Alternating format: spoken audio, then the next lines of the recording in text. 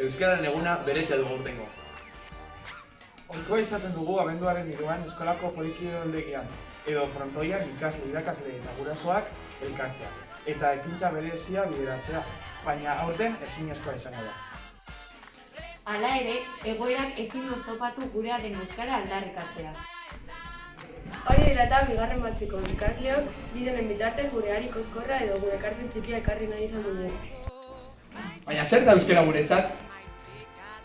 Entzun nuen lehen hizkuntza. Euskara euskaldunen hizkuntzaren arin.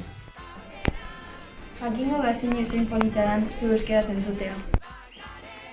Gure arbatzen kultura ezagutza eta zaintzen. Dauzkagun hizkuntzetatik zaharrena eta bereziena. Arro egoteko hizkuntza. Aberaztasuna hizkuntzatetik. Niretzat, euskaraz egitea berezia sentitzea da. Euskaldun guztiokin komunikatzeko aukera. Nire herrialdearen jakintza berezia eman dit euskarak. Euskaldun moduan harrotasuna ematen dira. Euskal Herria eta euskaraz hitz egiten duten pertsona gehiago ezagutzea. Euskaraz zuten lanak disfrutatzeko aukera. Nire herriaren den bakarra mantentzea. Euskaldunon zati garrantzitsu bat da euskaraz hitz egitea. Aurten bigarren aldiz, euskara egunak bat egingo du euskaraldiarekin. Horregatik gogoratu nahi dizuegu.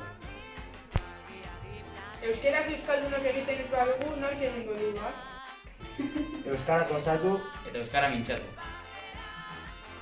Euskaraldian, euskaraz mintzatu. Euskara.